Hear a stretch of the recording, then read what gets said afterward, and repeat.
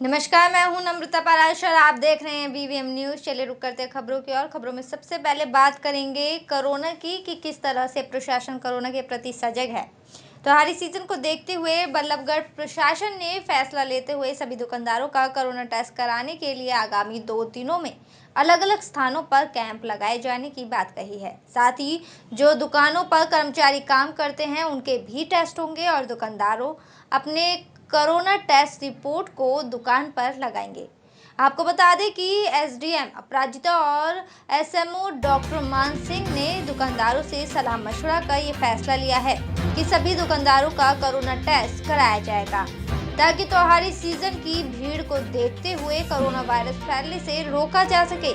इस संबंध में बल्लभगढ़ के सरकारी अस्पताल के एसएमओ डॉक्टर मान सिंह ने बताया कि दुकानदारों से भी इस मामले पर बातचीत हुई है और इसको लेकर बाजार में और चावला कॉलोनी में आगामी 2 दिनों तक कोविड-19 की जांच की जाएगी, जिसमें सभी दुकानदार और उनके यहां काम करने वाले लोगों का टेस्ट कराया जाएगा ताकि कोरोना वायरस को बढ़ने से रोका जा सके। बिल्कुल, त्योहार दिवाली का त्योहार आ रहा है और उसका सीजन चल रहा है। हमने इस कोविड को ध्यान में रखते हुए सबसे पहले तो सभी व्यापार मंडल की मीटिंग की है और एसडीएम मैडम की अध्यक्षता में, और उसमें ये निष्कर्ष निकाला है, ये डिसीजन लिया गया है कि कोई भी सबसे ज़्यादा दुकानदारों के टेस्ट होने चाहिए, सभी दुकानदारों के, और जिससे कि किसी आम पब्लिक को ये फैलाए नहीं।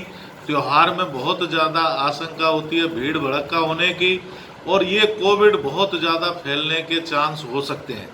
इन सब चीज़ को मद्देनज़र रखते हुए अपराजिता मैडम ने, एसडीएम मैडम ने भी उन्होंने कहा है, उन्होंने आदेश भी दिए हैं व्यापार मंडल को कि सभी व्यापारी वर्ग दुकानदार अपना टेस्ट कराएं कोविड का। उसके लिए स्पेसिफिक स्वास्थ्य विभाग की तरफ से स्पेशल व्यवस्था की गई है और इनके लिए कल 6 तारीख को सीताराम मंदिर मेन बाजार सी गेट के पास में बल्लभगढ़ में। चलिए बढ़ते अगली खबर की और कृषि बिल को लेकर किसानों की केंद्र सरकार के खिलाफ आर पार की लड़ाई शुरू हो चुकी है। किसान विरोधी तीनों कानूनों के खिलाफ अखिल भारतीय किसान समन्वय संघर्ष समिति के आह्वान पर किसानों ने फैजाबाद जिले के गांव दयालपुर में धरना प्रदर्शन दिया, जिसमें किसानों ने सड़क पर बैठकर सरकार के खिलाफ जमकर नारेबाजी की और अपनी मांगों को लेकर सरकार के समक्ष रखा।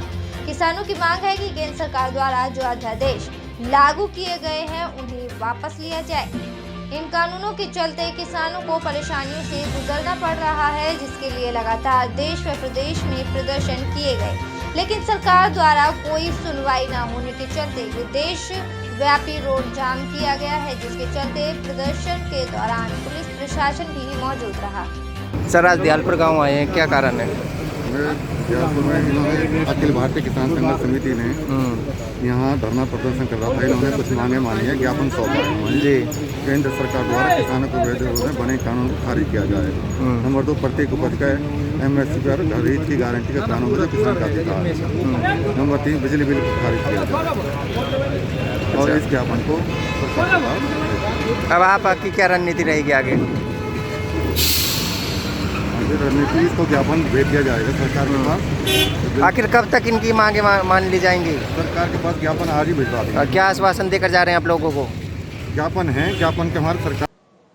चलिए खबरों में बात करेंगे अब गुरुग्राम की। गुरुग्राम जिला बार एसोसिएशन के चुनाव की तैयारियों को चुनाव समिति ने अंतिम रूप दे दिया है। गुरुग्राम जिला बार एसोसिएशन में 6,500 अधिवक्ता है। वही अधिवक्ता वोटिंग कर सकते हैं जो पंजाब और हरियाणा बार काउंसिल से रजिस्टर हैं, जिनमें लगभग 3,500 अधिवक्ताओं को वोटिंग करने का अधिकार है।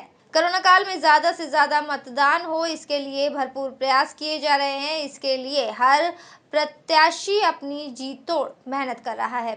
गुरुग्राम जिला बार एसोसिएशन के इस चुनाव में नए अधिवक्ताओं को चैम्बर मिलने का मुद्दा गरमाया हुआ है। गुरुग्राम जिला बार में लगभग 2,000 वकील ऐसे हैं जिनको इस समय चैम्बर या सीट की सख्त जरूरत है, लेकिन उनके पास जगह नहीं है। वहीं Punjab and Haryana bar council के सेक्रेटरी अजय चौधरी ने कहा कि ऐसे उम्मीदवार को अध्यक्ष पद पर चुनकर भेजना चाहिए जिनका बार काउंसिल में बैठे हुए पदाधिकारियों के साथ समन्वय हो। अगर समन्वय दोनों का आपस में स्थापित होगा तो आपस में तालमेल के साथ हम अपनी बार एसोसिएशन के लिए विकास कार्य भी करा सकते हैं। तो उसमें महिलाओं के लिए कोई विशेष स्थान नहीं रखा गया है। 800 से ज़्यादा हम यहाँ पर महिला वकील हैं, इसके बावजूद हमारी कोर्ट में किसी क्रैच की व्यवस्था नहीं है। महिलाओं को अपना घर और परिवार दोनों ही चलाना पड़ता है, लेकिन बार में ये कभी भी मुद्दे नहीं बनते हैं और महिलाएं एक साइलेंट वोटर मात्र बन करके रह जाती हैं। जो महिलाएं हमारे यहाँ पर इलेक्शन कंटेस्ट कर भी रही हैं, वो ऐसी पोस्ट पर करती हैं जो कि बहुत ज़्यादा प्रभावी पोस्ट यहाँ पर नहीं होती है। तो कभी भी निर्णय लेने की क्षमता या इलेक्शन को मोड़ने की स्थिति हमारी नहीं रहती है। तो हम लोग यहाँ पर एक साइलेंट वोटर की तरह रहते हैं। ना तो महिला हितों पर कभी किसी ने आज से पहले ध्यान दिया है, ना सबसे ज़्यादा काम किए थे, जिसमें justice tower, ATM, canteen, meeting hall और इसके अलावा बहुत से जो कार्य बचे हुए थे और साफ़ सफाई का मैंने बहुत ध्यान दिया था, जिससे सारे सदस्य मेरे काम से बहुत खुश थे। और मुझे पूरी उम्मीद है कि 2020 में भी मेरे सारे सदस्य मुझे वोट देंगे, सपोर्ट देंगे। सबसे ज़्यादा मुद्दा जो है वो चैम्बर्स का है, क्योंकि अब नए बच्चे, नए जूनियर्स जो है वो बहुत ज़्यादा हैं और उनके लिए चैम्बर्स का, उनको चैम्बर्स दिलाना मेरा मेन मुद्दा है। मेरा ये उद्देश्य है कि अब की बार में महिलाओं के लिए अलग से, जिसमें कम से कम 400 महिलाएं इकट्ठी होकर अपना बैठ सकती हैं, वो मैं बार रूम उनके लिए बनवाऊँ। गुड़गांव बार में कम से कम डेली 7-8 हज़ार लोग जो है वो मूवमेंट करते हैं। उनके लिए जो टॉयलेट वगैरह हैं उनका मैं अलग से इंतज़ाम कराऊंगा, उनकी साफ़ सफाई हो ताकि किसी को, आम जन को कोई दिक्कत ना हो। जितने भी जो गेट रखेंगे हम, उनके ऊपर पूरी सुरक्षा चौकसी रहेगी ताकि कोई भी घटना यहाँ पे अंजाम ना दी जाए। फिलहाल समस्या, सबसे जो बड़ी समस्या है वो वकील भाइयों को के बैठने के लिए सीटें और चैम्बर्स की है। मेरे 1 साल के कार्यकाल के अंदर। चलिए रुक करते हैं अगली खबर की ओर। वरिष्ठ पत्रकार ललित बंसल को सोहना प्रेस एसोसिएशन का अध्यक्ष नियुक्त किया गया है। जिंदल को सर्वसम्मति से अध्यक्ष चुना गया। इस मौके पर प्रेस एसोसिएशन के सभी पदाधिकारी मौजूद रहे। इनमें पहले सतीश राघव सोहना प्रेस एसोसिएशन के अध्यक्ष थे, जिनका कार्यकाल पूरा होने के बाद ललित जिंदल को ये पदभार सौंपा गया है। इस मौके पर नवनियुक्त प्रधान ललित जिंदल ने अर्नब गोस्वामी की गिरफ्तारी की कड़ी शब्दों में निंदा की। वह कहा कि ये है पूरी मीडिया पर हमला, प्रेस की आज़ादी पर एक राजनीतिक प्रहार है, जिसकी वो कड़े शब्दों में निंदा करते हैं। उन्होंने कहा कि जिस पद पर उन्हें विराजमान किया गया है, वो सभी प्रेस के साथियों को विश्वास दिलाते हैं कि उनके हर समस्याओं को समय समय पर वो उठाते रहें। एसोसिएशन सोहना है, ये काफ़ी पुराना संगठन है और सभी जो हमारे पत्रकार साथी हैं, इसके सभी लीगली रूप से सदस्य हैं और हमारा ये नियम है कि हर साल हम प्रधान का आपसी सहमति से चुनाव करते हैं। आज मुझको ये दायित्व दिया है सभी साथियों ने और मैं ईमानदारी से और सबको साथ लेकर चलने का प्रयास करूंगा और जो भी समस्या होंगी अपने साथियों की, उनको निभाने का पूरी कोशिश करूंगा। जिस तरीके से अर्नब गोस्वामी को ये हमारा जो प्रेस है और जो गिरफ्तारी अर्नब गोस्वामी की हुई है, वह लोकतंत्र का जो चौथा स्तंभ है उसके लिए काले धब्बे के रूप में गिना जाएगा जो गिरफ्तारी है और इसकी हम कड़ी शब्दों में निंदा करते हैं। और आज ही हमने एसडीएम की मार्फत, एसडीएम सोहना की मार्फत प्रधानमंत्री जी के नाम एक ज्ञापन पत्र भी सौंपा है और इसमें अगली खबर की ओर। परिवहन विभाग में पुलिस व अन्य विभागों के अधिकारियों को नियुक्त करने पर रोडवेज कर्मचारी भड़क उठे हैं और फिर से हड़ताल पर जाने का उन्होंने अल्टीमेटम भी दिया है।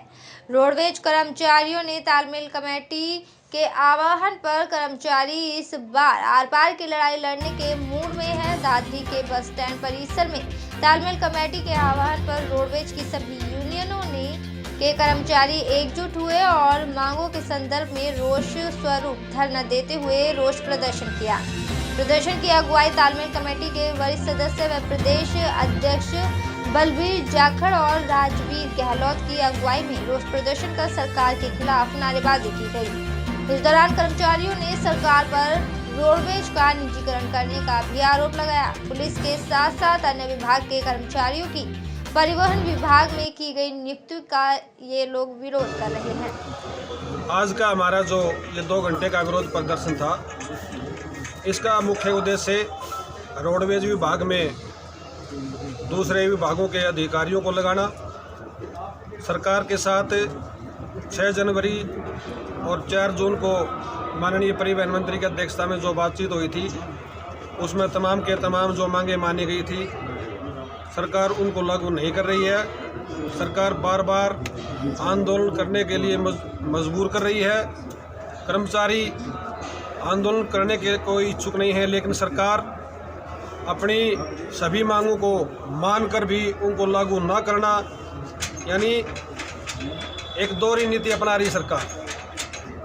हम ये मांग करते हैं कि 6 जनवरी 2020 और 4 जून 2020 को जिन जिन मुद्दों पर रोडवेज की कर्मचारी तालमेल कमेटी के साथ सहमति बनी थी, तमाम की तमाम मांगों को लागू किया जाए। रोडवेज के विभाग में दूसरे विभागों के अधिकारियों को, मतलब हमारे विभाग के अधिकारियों की ईमानदारी पर संशय प्रकट करके दूसरे विभाग के अधिकारियों को लगाना। देश भर में सुहागिनों ने व्रत रखा और करवा चौथ का त्यौहार बड़े ही धूमधाम के साथ मनाया। चरखी दादरी में भी करवा चौथ का त्यौहार मनाया गया। महिलाओं ने करवा चौथ की कहानी सुनी और अपने पति की लंबी आयु की कामना की। महिलाओं ने परंपरागत तरीके से व्रत रखकर रात को चंद्रमा को अर्घ्य देकर त्यौहार मनाया। महिलाओं से जब इस बारे में बातचीत की गई तो महिलाओं का कहना है कि ये करवा चौथ का व्रत पति की लंबी आयु के लिए रखा जाता है। वहीं पतियों से बात करने पर उन्होंने बताया कि ये काफ़ी सालों से परंपरा चली आ रही है कि महिलाएं अपने पति के लिए व्रत रखती हैं ताकि उनकी आयु लंबी हो और वे चंद्रमा को अर्घ्य देकर इसकी कामना करती हैं।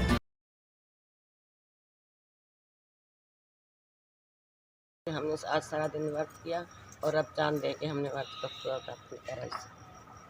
तो ना सोशल डिस्टेंस रखते हुए, अपनी दूरी बनाए रखते हुए सारे काम किए। और ये करवा चौथ का व्रत इसलिए रखा जाता है कि ये अपने सुहाग के लिए रखा जाता है, जिसकी की लंबी उम्र हो। ये महिला इसलिए रखती हैं कि उसमें करवा चौथ का व्रत इसलिए रखते हैं कि इसके अपने पतियों की लंबी उम्र करने के लिए। इसमें ना कुछ खाते हैं ना कुछ पीते हैं। रात को चंद्रमा को अर्घ देके ही भोजन खाया जाता है और जल देके उससे अपने पति का आशीर्वाद लेते हैं। मेरे साथ खबरों में फिलहाल इतना ही। आप बने रहिए BVM न्यूज़ के साथ। फिलहाल मुझे दीजिए इजाज़त। नमस्कार।